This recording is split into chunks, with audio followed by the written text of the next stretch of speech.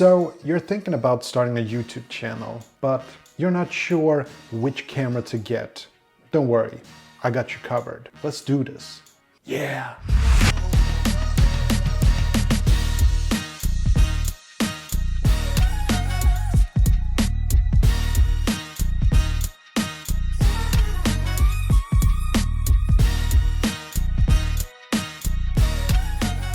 Now, for the Red Bull generation, who basically don't have the capacity to focus on a video longer than 15 seconds, like stories and stuff like that, don't worry, I got you covered too. If you want to get the perfect camera to start a YouTube channel, then it's this one. This is the Sony ZV-1.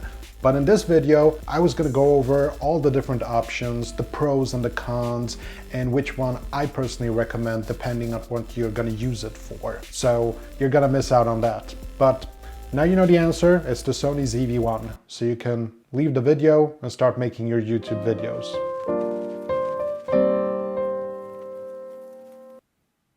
Oh, you're still here. Great! Because then we can actually talk about these different options that you can use to start a YouTube channel. Now I want to start off with the most obvious choice, which is a smartphone, and I hear a lot of YouTubers say that if you're going to start a YouTube channel, don't overcomplicate things. Just start using the smartphone that you already have because you have it in your pocket. You can film at all times. Most of these smartphones have a camera on the back, on the front. So why not just start using them? Now, I understand where these YouTubers are coming from and why they would say such a thing. But me personally, unless you're filming outdoors all the time, I would not recommend using a smartphone. And just for comparison, if you watch my other video where I compare the Sony ZV-1 with the iPhone with the GoPro and my Sony mirrorless camera, you can see the image quality when I'm filming indoors. Now, it's not to say that the iPhone or other smartphones don't film very well, it's just that you don't really have the control over lighting and stuff like that. And indoors, it's more sensitive to light. And so I would suggest that unless you're gonna be filming outdoors all the time, the smartphone is really not a good option because you're gonna have to get so many studio lamps all over the place, like in your room, that you might as well just get yourself a decent camera, okay? Because unfortunately, as amazing as the image quality is on the iPhone and other smartphones, the sensor is very tiny, and the tinier the sensor, the more difficult it is to get a noise-free image. And so what these smartphone manufacturers do is that they create these amazing artificial intelligence algorithms that create the optimal image. You know, there is a lot of noise reduction and stuff like that. And the image quality is not bad, but it just doesn't look natural. And the moment something doesn't look natural, that's the moment where people start to leave your videos, you know? So I wouldn't go for that. Now, another popular option would be something like this, the GoPro Hero 10. Now, you might have heard of these things. The GoPro is one of my favorite cameras of all time, and I love using this thing. And for some strange reason,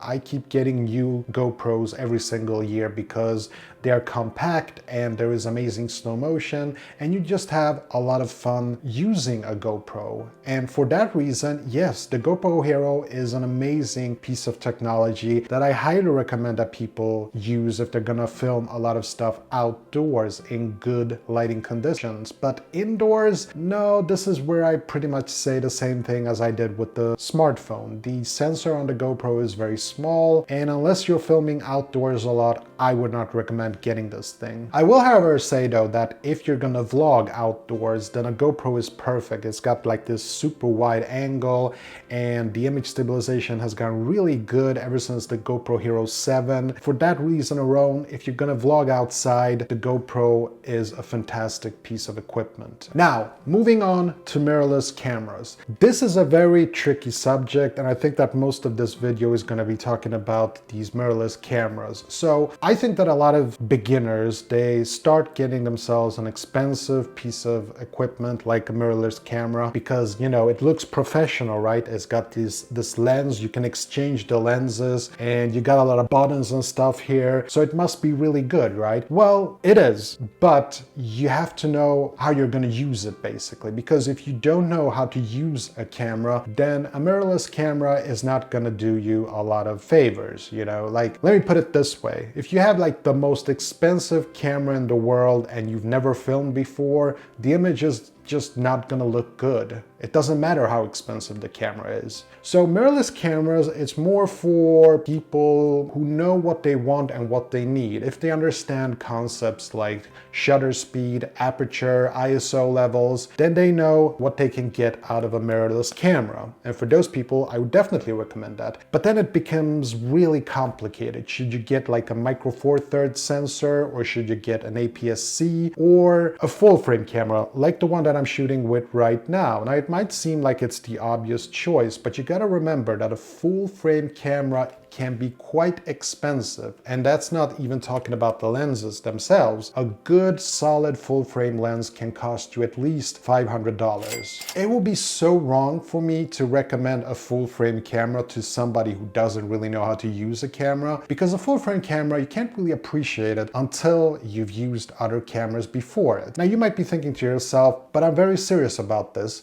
I'm gonna start a YouTube channel and I need the absolute best that I can get my hands on. Well, the problem is it's quite of a learning curve, so it's gonna take you a couple of years to master this camera, and by the time you learn how to utilize a full frame camera, there's gonna be a lot better and cheaper full frame cameras on the market, you know? So starting off with a full frame camera, I don't think it's such a good idea, okay? So I'm using the Sony a7C. I've made a video about it, a review where you can check out what I think about it and what I don't like about it, stuff like that. But for a beginner YouTuber, it feels very difficult to recommend something like a mirrorless camera. Even if you go for something like a really cheap micro four thirds camera, it's still tricky because there is so much you have to sort of look into what you really need. Are you gonna use it handheld? And you need good image stabilization. And a micro four thirds is probably your best option. But if you don't have good lighting and you're gonna film indoors, then maybe the micro four thirds sensor, you're gonna need like a really fast lens which takes in a lot of light.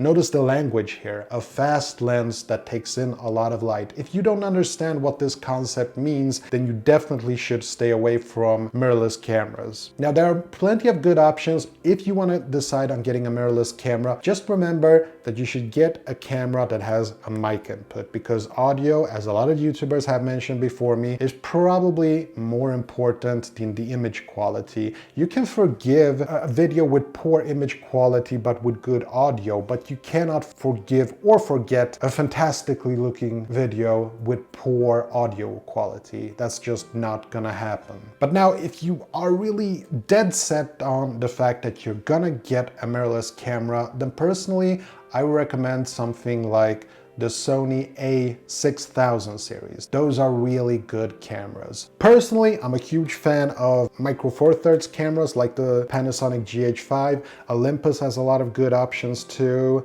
But recently, I've come to appreciate the autofocus, the amazing autofocus and low light capabilities of my Sony a7C, which is just beautiful. Let's talk about my number one pick for this question, which camera to get, which is this. This is the Sony ZV-1, and I think hands down, no arguments, this is the best option that you can get. This has got image quality that is very close to a full frame mirrorless camera. Yes, I'm even comparing it to a full frame mirrorless camera because I just think that the image quality is so good on this thing. Now, for vlogging outdoors, still, you get really good image quality, but I don't think that the image stabilization is as good as, for example, a GoPro or an iPhone. But if you're gonna film indoors, this one has got you covered. And you can't put any new lenses on this thing. It's got a lens here that flips out, it's built in, and you got a nice telelens and a nice wide angle lens, and this is probably good enough for most people. And it has a mic input, lots of settings, you can shoot in 4K Full HD,